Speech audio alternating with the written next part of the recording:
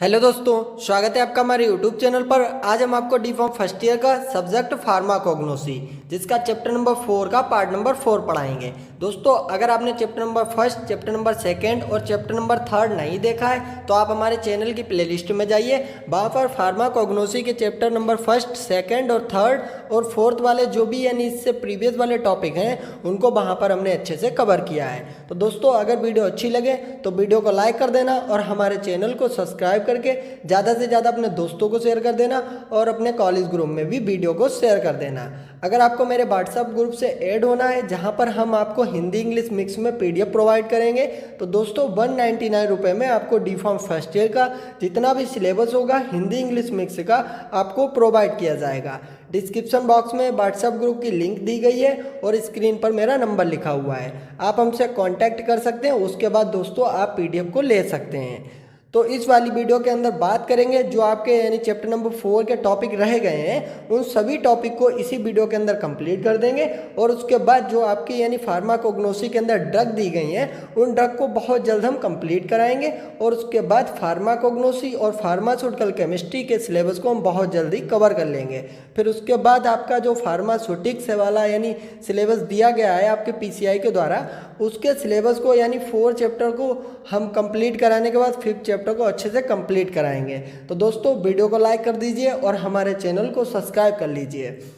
तो इसमें हम बात करेंगे रेजिन के बारे में। तो रेजिन के बारे में क्या लिखा हुआ है?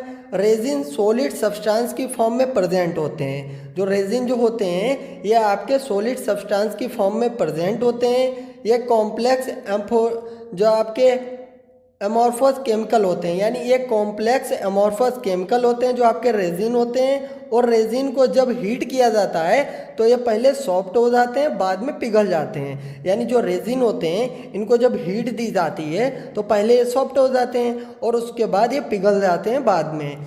और ये वाटर एंड पेट्रोलियम में इंसॉल्युबल होते हैं। जो वाटर होता है और जो पेट्रोल होता है उसके अंदर जो रेजिन होते हैं ये इंसॉल्युबल होते हैं। बट अल्कोहल, क्लोरोफॉर्म हो गया, ईथर हो गया, इसके अंदर जो आपके रेजिन होते हैं ये आपके सोल्युबल होते हैं। तो दोस्तों रेजिन के बारे में आपको थोड़ा सा लिखना होगा अगर आपके एग्जाम के अंदर पूछा जाएगा। यानी रेजिन आपके सॉलिड सब्सटेंसेस की फॉर्म में होते हैं और उसके बाद कॉम्प्लेक्स एमॉर्फस केमिकल होते हैं और उसके बाद इनको हीट दी जाती है तो पहले सॉफ्ट हो जाते हैं बाद में पिघल जाते हैं। फिर बात करते हैं रेजिन के occurrence and distribution of resin. तो दोस्तों रेजिन प्लांट की एक कैविटी जो आपकी यानी प्लांट की साइजोजीनस ग्लैंड होती है वहाँ से इसको ऑब्टेंड किया जाता है।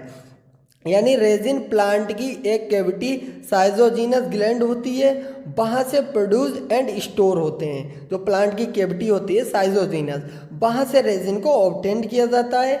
और प्लांट में ग्लैंड विभिन्न लोकेशन में प्रेजेंट होती हैं। जो अदर प्लांट्स होते हैं तो उनके अंदर जो ग्लैंड्स होती हैं वह अदर लोकेशन में प्रेजेंट होती हैं। तो इसमें लिखा हुआ है गुआइकियम जो प्लांट होता है गुआइकियम उसके हार्डवुड में रेजिन प्रेजेंट होता है।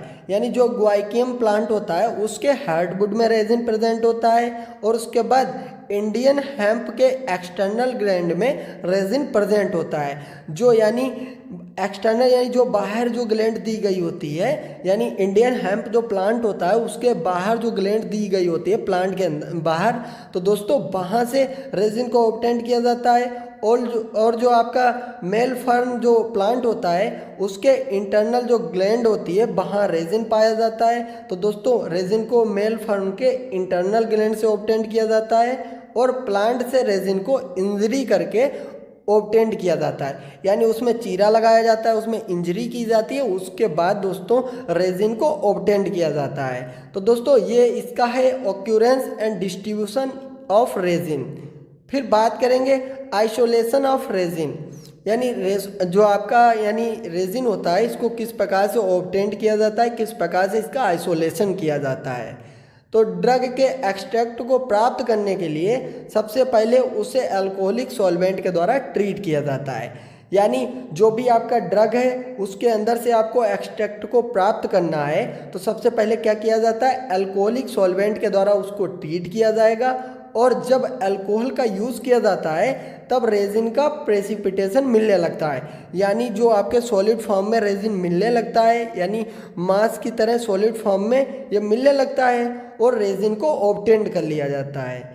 रेजिन को आइसोलेट करने के लिए डिस्टिलेशन और हाइड्रो डिस्टिलेशन मेथड का भी यूज़ किया जाता है। आप अल्कोहलिक सॉल्वेंट का यूज़ करके भी रेजिन को ऑब्टेन कर सकते हैं और distillation and hydro distillation method का यूज़ करके भी रेजिन को ऑब्टेन किया जा सकता है। तो दोस्तों रेजिन वाला टॉपिक आपका इम्पॉर्टेंट है, एग्जाम में पूछा जा सकता है और बहुत ईजी टॉपिक है। आप इसको अच्छे से पढ़ेंगे तो आपको बहुत जल्द समझ में आ जाएगा। हम आपके लिए बहुत ही सिंपल लैंग्वेज में हिंदी इंग्लिश मिक्स में आपका कंटेंट तैयार किया है और आप इसको अच्छे से पढ़ेंगे तो आपको बहुत अच्छे से समझ में आ जाएगा। फिर बात करते हैं आइडेंटिफिकेशन टेस्ट फॉर रेजिन, यानी कैसे पता करेंगे कि ये जो आपका केमिकल लिया गया है वह रेजिन है। तो इसमें हमने एक टेस्ट को लिखा है। सबसे पहले आप 0.1 ग्राम क्रूड ड्रग को लेना है, यानी जिसका भी आपको टेस्ट करना है कि इसके अंदर रेजिन प्रेजेंट है या नहीं प्रेजेंट है। तो दोस्तों आपको 0.1 ग्राम क्रूड ड्रग को लेना है और उसको 10 ml एसिटिक एनहाइड्राइड सॉल्यूशन में डिसॉल्व करना है। जो आपका एसिटिक एनहाइड्राइड सॉल्यूशन होता है उसके अंदर आपको उस क्रूड ड्रग को यानी डिसॉल्व कर देना है। 10 ml का आपको एसिटिक एनहाइड्राइड सॉल्यूशन लेना है और 0.1 ग्राम आपको क्रूड ड्रग लेना है। फिर उसमें क्या करना है आपको, फिर उसके 1 या 2 ड्रॉप कॉन्सेंट्रेशन सल्फ्यूरिक एसिड को मिक्स करना है। जो भी आपने यानी मिक्स किया है 10 ml और 0.1 ग्राम यानी जो भी आपने सोल्यूशन को मिक्स किया है उसके अंदर आपको क्या करना है, यानी 1 ड्रॉप या 2 ड्रॉप आपको सल्फ्यूरिक एसिड को मिक्स कर देना है, उसमें डाल देना है। जब एसिड को डाला जाता है तब पर्पल कलर प्रोड्यूस होने लगता है और बाद में वायलेट कलर में चेंज होने लगता है। पहले कौन सा कलर आएगा, पर्पल कलर आता है और उसके बाद वायलेट कलर में ये चेंज होने लगता है। तो दोस्तों जिससे पता लगता है कि जो आपने यानी सॉल्यूशन लिया है, जो आपने क्रूड ड्रग ली है, वह आपका क्या है, वह रेजिन है। तो दोस्तों ये इसका था आइडेंटिफिकेशन टेस्ट।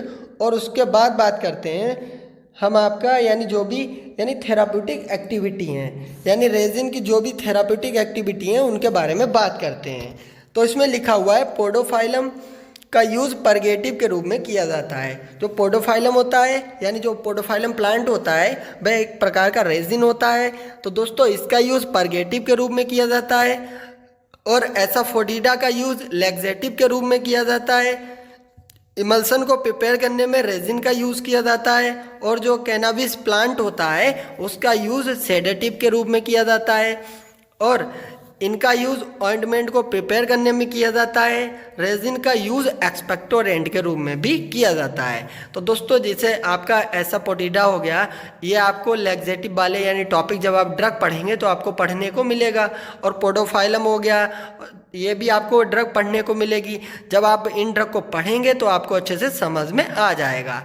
और दोस्तों इसमें जो है आपके सेडेटिव के रूप में यूज़ किया जाता है। हमने फार्मास्यूटिकल केमिस्ट्री में सेडेटिव को अच्छे से डिफाइन किया है कि सेडेटिव क्या होता है, हिप्नोटिक्स क्या होते हैं। अगर आपने नहीं देखा है तो फार्मास्यूटिकल केमिस्ट्री की यानी जो प्लेलिस्ट बनाई गई है वहाँ से आप उन टॉपिक्स को पढ़ सकते हैं। तो दोस्तों ये बात हो गई आपकी रेजिन के बारे में।